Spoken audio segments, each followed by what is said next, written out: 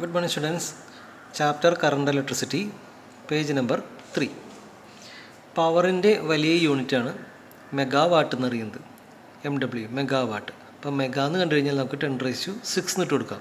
അപ്പോൾ 1 മെഗാവാട്ട് എത്രയാണ്? 10⁶6 വാട്ട്സാണ്.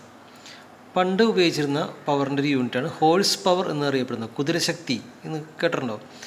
HP എന്നതിനെ ഷോർട്ടായിട്ടാണ് പറയുന്നത്. ഇപ്പോഴും വാട്ടർ പമ്പുകളിലൊക്കെ ഹോഴ്സ് പവറിൽ പറയാറുണ്ട്. 1.5 HP മോട്ടർ, 2 HP മോട്ടർ എന്നൊക്കെ പറയാറുണ്ട്.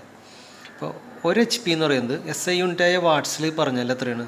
746 വാട്ട്സാണ് ഒരു ഹോഴ്സ് പവർ. ഇനി എനർജിയെക്കുറിച്ച്, ഇലക്ട്രിക്കൽ എനർജിയെ കുറിച്ചാണ് പറയുന്നത്. എനർജിയുടെ ഇക്വേഷൻ പവർ ഇൻറ്റു ടൈം എന്നാണ്. അതുകൊണ്ട് തന്നെ ഇലക്ട്രിക്കൽ എനർജിയുടെ equation electrical power into time എന്നുള്ളതാണ്. എനർജിയുടെ യൂണിറ്റ് എന്താണ്? SI യൂണിറ്റ് ഓഫ് എനർജി എന്ന് പറയുന്നത് ജൂളാണ്. J എന്ന ലെറ്ററിലാണ് പറയാറുള്ളത്. 10 ജൂൾസ്, 20 ജൂൾസ് എന്നൊക്കെ പറയുമ്പോൾ 10J, 20J എന്നാണ് ഇടുക. അതുപോലെ എനർജിയുടെ നേരത്തെ പറഞ്ഞല്ലോ പവർ ഇൻറ്റു ടൈം ആണെന്ന് പറഞ്ഞല്ലോ എനർജി. അപ്പോൾ പവറിൻ്റെ വലിയ യൂണിറ്റായ കിലോ വാട്ട്, ടൈമിൻ്റെ ഒരു വലിയ യൂണിറ്റായ അവർ, ഇത് തമ്മിൽ ഗുണിച്ചിട്ടാലും എന്ത് കിട്ടും? നമുക്ക് ഒരു വലിയ commercial unit of electrical power കിട്ടും. കൊമേഴ്സ്യൽ യൂണിറ്റ് ഓഫ് പവറാണ് കിലോ വാട്ട് അവർ എന്ന് പറയുന്നത്. നമ്മുടെ വീട്ടിലൊക്കെ വരുന്ന വൈദ്യുതി എത്ര എനർജി ഉപയോഗിച്ചു എന്നതിനനുസരിച്ചാണ് നമ്മൾ പൈസ പേ ചെയ്യുന്നത്, KSEBക്ക് പേ ചെയ്യുന്നത്. അപ്പോൾ യൂണിറ്റ് കണക്കിനാണ് പേ ചെയ്യുന്നത്. 1 യൂണിറ്റ് വൈദ്യുതി എന്ന് KSEBക്കാർ പറയുന്നത് 1 കിലോ വാട്ട് അവറിനെയാണ്. 1 kilo watt hour is called 1 unit of energy, electrical energy എന്നാണ്. അപ്പോൾ 1 കിലോ വാട്ട് അവർ എത്ര SI യൂണിറ്റായ ജൂൾസ് ഉണ്ടാകും? അത് നമ്മൾ അറിഞ്ഞിരിക്കണം നല്ലതാണ്. 1 കിലോ വാട്ട് അവർ എന്ന് പറയുന്നത് 3.6 × 10⁶6 അത്രയും ജൂൾസാണ് ഉണ്ടാക്കുക. ഇനി നമുക്ക് വേറൊരു കാര്യം നോക്കാം. എഫിഷ്യൻസി. ഏതൊരു മെഷീൻ്റെയോ ഏതെങ്കിലും സിസ്റ്റത്തിൻ്റെയോ എഫിഷ്യൻസി എന്ന് പറയുന്നത് എന്താണ്? ഉദാഹരണത്തിന് നിങ്ങൾ വീട്ടിൽ ഫാൻ ഉണ്ടല്ലോ, ടേബിൾ ഫാനോ സീലിംഗ് ഫാനൊക്കെ ഉണ്ടാവുമല്ലോ, അത് എത്രത്തോളം എഫിഷ്യൻ്റാണ്? എഫിഷ്യൻസി എടുക്കാനായിട്ടുള്ള ലെറ്റർ ഉണ്ട്, ഈറ്റ എന്ന ലെറ്ററാണ്. ഏത് സിസ്റ്റത്തിൻ്റെയും എഫിഷ്യൻസി ഔട്ട്പുട്ട് ബൈ ഇൻപുട്ടാണ്. Output by input. നമുക്ക് പവർ എഫിഷ്യൻസിയാണ് കാണണമെങ്കിൽ output power by input power. ഇപ്പോൾ ഒരു ഫാനിൻ്റെ കേസ് നോക്കാം. ഔട്ട്പുട്ട് പവർ എന്ന് പറയുന്നത് മെക്കാനിക്കൽ പവറാണ് തരുന്നത്. അത് ഫാനിൻ്റെ ലീഫ് കറങ്ങില്ലേ, അപ്പോൾ അതിൻ്റെ മെക്കാനിക്കൽ ഔട്ട്പുട്ട് പവർ നമ്മളിവിടെ എഴുതണം. ഇൻപുട്ട് പവർ ഫാന് കൊടുക്കുന്നതാണ് ഇലക്ട്രിക്കൽ എനർജി അല്ലേ. അപ്പോൾ ഇലക്ട്രിക്കൽ എത്ര പവർ അത് എടുക്കുന്നു, ഫാൻ എത്ര പവർ എടുക്കുന്നു. ഇപ്പോൾ ഉദാഹരണത്തിന് 80 വാട്ട്സ് ഇലക്ട്രിക്കൽ പവർ എടുത്തിട്ട് 40 വാട്ട്സിൻ്റെ മെക്കാനിക്കൽ പവർ തരുന്നുള്ളൂ നോക്കുക. അപ്പോൾ 40/80 ആണ് അവിടെ വരിക. ഫുൾ എഫിഷ്യൻസി ഇല്ല. ഓക്കെ, അപ്പോൾ അതാണ് എഫിഷ്യൻസിയുടെ ഇക്വേഷൻ. ജനറലി ഔട്ട്പുട്ട് ബൈ ഇൻപുട്ടാണ് എഫിഷ്യൻസി. സാധാരണ എഫിഷ്യൻസി പെർസെൻറ്റേജിലാണ് പറയാറ്. ഇതിൻ്റെ കൂടെ ഇൻറ്റു 100 കൂടി ഗുണിക്കും, അപ്പോൾ പെർസെൻറ്റേജ് കിട്ടും. ഇനി നമുക്ക് റൂൾസാണ്, ക്രിച്ച്ഓഫ് റൂൾസ് എന്നറിയപ്പെടുന്ന നെറ്റ്വർക്ക് നിയമങ്ങളാണ് പഠിക്കുന്നത്. 2 നെറ്റ്വർക്ക് നിയമങ്ങൾ ക്രിച്ച്ഓഫിനുണ്ട്. First rule, second rule. ക്രിച്ച്ഓഫിൻ്റെ ഫസ്റ്റ് റൂള് എങ്ങനെയാണ് പറയുക? അതിന് വേറെ പേരും കൂടിയുണ്ട്, ജംഗ്ഷൻ റൂൾ എന്നും പറയും. കാരണം അവിടെ ഒരു ജംഗ്ഷൻ, ഇലക്ട്രിക്കൽ ജംഗ്ഷൻ ഉണ്ട് അവിടെ. അതിന് കറണ്ട് റൂൾ എന്നും പറയും. കാരണം അവിടെ കുറേ കറണ്ടുകൾ വന്നും പോയൊക്കെ ഇരിക്കുന്ന ജംഗ്ഷനാണ്. അതുകൊണ്ട് തന്നെ കറണ്ട് റൂളും എന്നും പറയും. ഇപ്പോൾ എന്തൊക്കെ പേര് പറയാം? ഫസ്റ്റ് റൂള്, ജംഗ്ഷൻ റൂള്, അല്ലെങ്കിൽ കറണ്ട് റൂള്. ഇതാണ് ക്രിച്ച്ഓഫിൻ്റെ ആദ്യത്തെ റൂള്. എന്താണ് സ്റ്റേറ്റ്മെൻറ്റ് നോക്കാം. Algebraic sum of the current meeting at a junction is 0. Algebraic sum എന്ന് പറയുന്നത് സൈൻ കൺസിഡർ ചെയ്തിട്ടുള്ള സം. ഇപ്പം നോക്കുക, ഇതൊരു ഇലക്ട്രിക്കൽ ജംഗ്ഷനാണ്. ഈ ജംഗ്ഷനിൽ 1, 2, 3 ഒന്നുകൂടി ശരിക്കും കാണുന്ന ക്ലോസപ്പ് ചെയ്ത് നോക്കാം. ഇതങ്ങനെ I1 എന്ന കറണ്ട് വരുന്നു, I2 എന്ന കറണ്ട് വരുന്നു, I3 എന്ന കറണ്ട് വരുന്നു. ഈ ജംഗ്ഷനിൽ വരുന്നു 2 കറണ്ടുകൾ ഇവിടുന്ന് പോകുന്നുണ്ട്. ഏതൊക്കെയാണ്? ഇത് I3, I4 ആണ്. ഇത് I4, ഇതാണ് I4 ഇങ്ങോട്ട് പോകുന്നു, I5 ഇങ്ങനെ പോകുന്നു. അപ്പോൾ പുറത്തേക്ക് പോകുന്നു. അപ്പോൾ വരുന്ന കറണ്ടുകളെ നമുക്ക് പോസിറ്റീവായിട്ട് എടുക്കാം. I1ഉം I2ഉം I3ഉം പോസിറ്റീവാണ്. പോകുന്ന കറണ്ടുകൾ I4ഉം I5ഉം അതിനൊക്കെ മൈനസായിട്ട് എടുക്കാം. അപ്പോൾ എന്താ പറയുന്നത്? Algebraic sum of the currents. ഇതെല്ലാ കറൻസും കൂടി കൂട്ടുമ്പോൾ എങ്ങനെ കൺസിഡർ ചെയ്യണം? പോസിറ്റീവ് നെഗറ്റീവ് ഒക്കെ കണ്ട് ആഡ് ചെയ്യണം. അതാണ് ആൾജിബ്രായിക് സം എന്ന് പറയുന്നത്. ദാറ്റ് ഈസ് ഈക്വൽ ടു എന്ത്? ഈക്വൽ ടു 0 എന്ന് പറയുന്ന നിയമമാണ് ജംഗ്ഷൻ റൂൾ എന്ന് പറയുന്നത്. അല്ലെങ്കിൽ നമുക്ക് ഇങ്ങനെ പറയാം, current entering the junction equal to current leaving the junction. വരുന്ന ആകെ കറണ്ട് ഈക്വൽ ടു പോകുന്ന ആകെ കറണ്ട്. അപ്പോൾ അതിനർത്ഥം വേറെ ഒന്നുകൂടിയുണ്ട്. ഈ ജംഗ്ഷനിൽ കറണ്ട് എന്ന് വെച്ചാൽ ചാർജ് കാരിയേഴ്സ് അല്ലേ, ചാർജിന് ഇരിക്കാൻ സ്ഥലമില്ല. ഇപ്പോൾ ഈ കപ്പാസിറ്റേഴ്സിലൊക്കെ നമുക്ക് ചാർജ് ഇങ്ങനെ സ്റ്റോർ ചെയ്തിരുത്താൻ പറ്റും, സ്റ്റോർ ചെയ്ത് വെക്കാൻ പറ്റും. പക്ഷേ ജംഗ്ഷനിൽ പറ്റില്ല. വരുന്ന ചാർജുകളൊക്കെ അപ്പം തന്നെ പോയി തീരണം. അപ്പോൾ നമ്മൾ നേരത്തെ പറഞ്ഞാൽ കറണ്ട് ഇൻകമിങ് കറണ്ടിനെ നമ്മൾ പോസിറ്റീവായിട്ട് എടുക്കും, കറണ്ട് ലീവിങ് ദ ജംഗ്ഷനെ നെഗറ്റീവായിട്ട് എടുക്കും. ഇനി നമുക്ക് കിർച്ചോഫിൻ്റെ രണ്ടാമത്തെ നിയമം, സെക്കൻഡ് റൂൾ എന്താണെന്ന് നോക്കാം. അതിന് വേറെ രണ്ട് പേരുണ്ട്.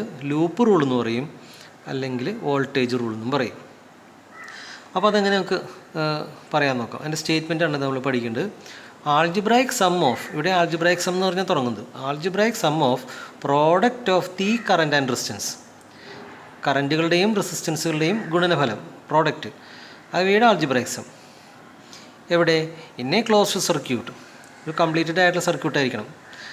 ഇടയ്ക്കൊന്നും സ്വിച്ച് ഓൺ ചെയ്തിട്ടാണ് ഓഫ് ചെയ്തിട്ടാണ് ഇരിക്കുന്നത്, എല്ലാം ഓൺ ചെയ്ത് കിടക്കുന്ന ഒരു ക്ലോസ്ഡ് സർക്യൂട്ട്.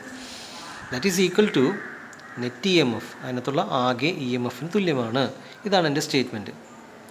ഈ rule, this rule it's a law of conservation of energy. This rule is a statement of law of conservation of energy. Loop റൂളിനെ എനർജി കൺസർവേഷൻ ലോ എന്നും കൂടി പറയാറുണ്ട്.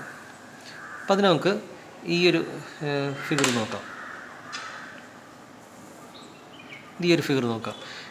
ഈ ലൂപ്പ് റൂളിൽ നമുക്ക് സെല്ലുകളെയും കാണാൻ സാധിക്കും. ഇതൊരു നെറ്റ്വർക്കാണ്, ഇതിനകത്ത് സെല്ലുകളെയും കാണാൻ സാധിക്കും, അതുപോലെ തന്നെ റെസിസ്റ്റൻസുകളെയും കാണാൻ സാധിക്കും. നോക്കുക, E1 E2 എന്ന രണ്ട് സെല്ലുകൾ ഇവിടെ ഉണ്ട്.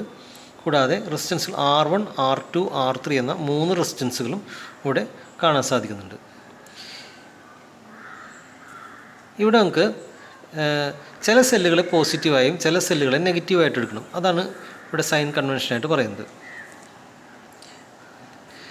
Current in the direction of loop is taken as positive. Current opposite to loop is taken as negative. നമ്മളൊരു പോസിറ്റീവ് ലൂപ്പ് ഡയറക്ഷൻ ആദ്യം കണ്ടുപിടിക്കണം, തുടങ്ങുന്നതിന് മുമ്പ് തന്നെ കണ്ടുപിടിക്കണം. അതെങ്ങനെയാണ് ചെയ്യുന്നത് വെച്ചാൽ, ഏതെങ്കിലും ഒരു സെല്ല് നമ്മൾ ആദ്യം സെലക്ട് ചെയ്യുന്നു. നമ്മൾ ഈ ഒരു സെല്ലിനെ സെലക്ട് ചെയ്തു. പ്രാക്ടിക്കൽ കേസിൽ വോൾട്ടേജ് കൂടിയ സെല്ലിനെ നമ്മൾ സെലക്ട് ചെയ്യും. ഇത് വോൾട്ടേജ് കുറവും ഇത് കൂടിയതാണെന്ന് വിചാരിക്കുക. ഉദാഹരണത്തിന് 1 വോൾട്ടും ഇത് 2 വോൾട്ടും ആണെന്ന് നോക്കാം. അപ്പോൾ 2 വോൾട്ട് നമ്മൾ സെലക്ട് ചെയ്യും. അതിൽ നിന്ന് സ്റ്റാർട്ട് ചെയ്യുന്ന പോസിറ്റീവ് നിന്ന് സ്റ്റാർട്ട് ചെയ്യുന്ന കറണ്ട് ഇങ്ങനെ വരച്ച് ചേർക്കും. സ്റ്റാർട്ട് ചെയ്യുന്ന കറണ്ട് ഒരു ജംഗ്ഷനിലെത്തി, കറണ്ട് അതിൻ്റെ തന്നെ നെഗറ്റീവിലെത്തണം, സെയിം സെല്ലിൻ്റെ. അപ്പോൾ ആ രീതിയിലൂടെ ഇവിടെയും ആരോ മാർക്ക് ഇട്ട് കൊടുക്കും, ഇവിടെ ഒരു ആരോ മാർക്ക് ഇട്ട് കൊടുക്കാവുന്നതാണ്, ഇവിടെ ഒരു ആരോ മാർക്ക് ഇങ്ങനെ ഇട്ട് കൊടുക്കാവുന്നതാണ്. അപ്പോൾ അങ്ങനെ ഒരു ലൂപ്പ് ഉണ്ടായി. ഇനി അപ്പോൾ അത് ക്ലോക്ക് വൈസ് ഡയറക്ഷനിലെ ഏതെങ്കിലും ലൂപ്പിൽ ഈ പ്രോബ്ലത്തിൽ ക്ലോക്ക് വൈസിൽ തന്നെ കറണ്ട് ഒഴുകിയാൽ ആ കറണ്ടുകളെ പോസിറ്റീവായിട്ടും, ആൻറ്റി ക്ലോക്ക് വൈസിലാണ് കറണ്ട് ഒഴുകുന്നതെങ്കിൽ അത് നെഗറ്റീവ് കറണ്ടായിട്ട് എടുക്കണം. അങ്ങനെ കറണ്ടിനെ പോസിറ്റീവ് നെഗറ്റീവ് നമുക്ക് തിരിച്ചറിയാം. ഇനി ചില സെല്ലുകൾ പോസിറ്റീവും ചില സെല്ലുകൾ നെഗറ്റീവായിട്ടും തിരിച്ചറിയേണ്ടതുണ്ട്. അതെങ്ങനെയാണെന്ന് വെച്ച് കഴിഞ്ഞാൽ, ഒരു സെല്ലിനെ ഫ്രീ ആക്കി വിടുക, ഈ എൻഡും കണക്ഷൻ പിടിച്ച് ഇടുക, ഈ ഫിഗർ പോലെ കണക്ഷൻ പിടിച്ചിടുക. അപ്പോൾ അങ്ങനെയാണെങ്കിൽ സാധാരണ രീതിയിൽ കറണ്ട് എങ്ങനെ ഒഴുകും? ആ കറണ്ടിൻ്റെ ദിശ നമ്മൾ നേരത്തെ പറഞ്ഞ ക്ലോക്ക് വൈസ് ഡയറക്ഷനിലാണെങ്കിൽ ഈ സെല്ല് പോസിറ്റീവ് ആണെങ്കിൽ എന്നെടുക്കും. നേരെ മറിച്ച് ആൻറ്റി ക്ലോക്ക് വൈസ് ഡയറക്ഷനിലാണെങ്കിൽ ഈ സെല്ലിനെ നെഗറ്റീവായിട്ട് എടുക്കണം. ഓരോ സെല്ലിൻ്റെ കേസിൽ അങ്ങനെയാണ്. അപ്പോൾ നമ്മൾ ഇത്രയും കറണ്ട് ലൂപ്പിൻ്റെ അര മാർക്കുകൾ ഇട്ട് കഴിഞ്ഞു. ഇനി അടുത്ത സ്റ്റെപ്പിൽ ഈ സെല്ലിനെ നമ്മളൊന്നും ചെയ്തിട്ടില്ല, അതിൽ നിന്നും കറണ്ട് ഇറങ്ങുമായിരുന്നെങ്കിൽ എങ്ങനെ ഇറങ്ങുമായിരുന്നു? പോസിറ്റീവ് നിന്ന് ഇറങ്ങും. അപ്പോൾ ഇവിടെ ഒരു ആരോ മാർക്ക് ഇട്ട് കൊടുക്കും, ഇവിടെയും ഒരു ആരോ മാർക്ക്, ആ കറണ്ട് ഇവിടെ എത്തി, അപ്പോൾ ഇവിടെ നമ്മളൊരു ആരോ മാർക്ക് ഇട്ട് കൊടുക്കും. ഇങ്ങനെ എത്തുന്ന കറണ്ട് ഇവിടെ എത്തിക്കഴിഞ്ഞാൽ എങ്ങാട് ഒഴുകും? ഈസി ആയിട്ടുള്ള പാത്ത് ഫോളോ ചെയ്യുക. അതിങ്ങനെ ഒഴുകിയെന്ന് സങ്കല്പിക്കുക, ഇങ്ങനെ ഒഴുകി അതിവിടെ ഒരു ആരോ മാർക്ക് ഇട്ട് കൊടുക്കുക, ഇങ്ങനെ ഒഴുകി അതിൻ്റെ നെഗറ്റീവിലെത്തി. അപ്പോൾ ഈ സെല്ലിൻ്റെയും സർക്യൂട്ട് കംപ്ലീറ്റായി, ഈ സെല്ലിൻ്റെയും സർക്യൂട്ട് കംപ്ലീറ്റായി. ശ്രദ്ധിക്കേണ്ട കാര്യം, കറണ്ട് ഒരു ജംഗ്ഷനിലെത്തുമ്പോൾ ആൾറെഡി അവിടെ കറണ്ട് ഇങ്ങനെ ഒഴുകിക്കൊണ്ടിരിക്കുന്നുണ്ട്. ഒരു കറണ്ട് ഇങ്ങനെ ഒഴുകിക്കൊണ്ടിരിക്കുന്നുണ്ടെങ്കിൽ അതിൻ്റെ കൂടെ ചേർന്ന് വേണം ഒഴുകാൻ, എഗൻസ്റ്റ് ആയിട്ട് ഒഴുകാൻ പോകരുത്. കാരണം ഒരു ലൈനിൽ അങ്ങാടും കറണ്ട് ഇങ്ങാടും കറണ്ട് അങ്ങനെ മാർക്ക് ചെയ്യാൻ പാടില്ല. അപ്പോൾ അതുകൊണ്ട് നിലവിലൊരു കറണ്ട് ഉണ്ടെങ്കിൽ അതിൻ്റെ കൂടെ ചേർന്ന് ഒഴുകുന്നതായിട്ട് തന്നെ സങ്കല്പിച്ച് എല്ലാ ലൈനുകളിലും ഇതുപോലെ കറണ്ട് മാർക്കിംഗ് കംപ്ലീറ്റ് ആക്കണം. അതിനുശേഷം നമുക്ക് കറണ്ടുകളെ പേരിടണം. ഇപ്പോൾ ഉദാഹരണത്തിന് E1 എന്ന് ഇറങ്ങിയ കറണ്ടിനെ നമുക്ക് I1 എന്ന് പേരിടാം, E2 എന്ന് ഇറങ്ങിയ കറണ്ടിനെ I2 എന്ന് പേരിടാം. ഈ രണ്ട് കറണ്ടും കൂടി ഈ ജംഗ്ഷനിൽ വന്നിട്ട് ഒന്നായി ഇങ്ങോട്ട് ഒഴുകുകയല്ലേ. അപ്പോൾ അതുകൊണ്ട് നോക്കാൻ I1 + I2 എന്ന് ഇട്ടാലും മതി. I3 എന്ന് ഇടാമായിരുന്നു, പക്ഷേ അങ്ങനെ വരുമ്പോൾ ടേംസിൻ്റെ എണ്ണം കൂടും. കൂടുതൽ കറണ്ട് ആകുമ്പോൾ നമുക്ക് ഇക്വേഷൻ്റെ എണ്ണം കൂടുതൽ വേണ്ടി വരും സോൾവ് ചെയ്യാൻ. ഇപ്പോൾ ഈ ഒരു സൂത്രം ഉപയോഗിച്ചാൽ I1 + I2 എന്ന് ഉപയോഗിച്ച് കഴിഞ്ഞാൽ നമുക്ക് രണ്ട് കറണ്ടല്ലേ കണ്ടുപിടിക്കേണ്ടുള്ളൂ. അപ്പോൾ I1 + I2 ആണ് ഇങ്ങനെയൊക്കെ ഒഴുകി ഇവിടെ ഈ ഒഴുകുന്ന I1 + I2 ആണ്, ഇതും I1 + I2 ആണ്. ഇങ്ങോട്ട് എത്തുമ്പോൾ അത് I2 ആയിട്ടും ഇങ്ങോട്ട് ഒഴുകുമ്പോൾ I1 ആയിട്ട് ഒഴുകും. ഓക്കെ, അപ്പോൾ അങ്ങനെ കറണ്ട് ലൂപ്പ് വരച്ച് കംപ്ലീറ്റ് ആക്കുക.